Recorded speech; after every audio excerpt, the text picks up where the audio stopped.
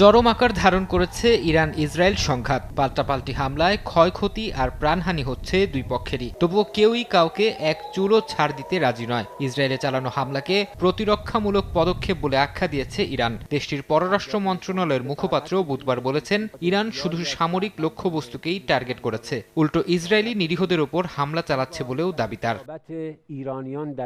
France, যুক্তরাজ্য, Germany ও ইইউর প্রতিনিধিদের সঙ্গে ফোনালাপ হয়েছে ইরানের পররাষ্ট্রমন্ত্রীর। আলোচনায় পরমাণু ইস্যুতে সমাধান খোঁজার কথা বলা হয়েছে তেহরানকে। বুধবার জার্মান পররাষ্ট্রমন্ত্রী জানান, পরমাণু কর্মসূচি নিয়ে আলোচনার জন্য প্রস্তুত আছে বার্লিন। তবে তারা প্রস্তাব দিয়েছে, তেহরানকে প্রমাণ দিতে হবে যে তারা পরমাণু অস্ত্র চাইছে না।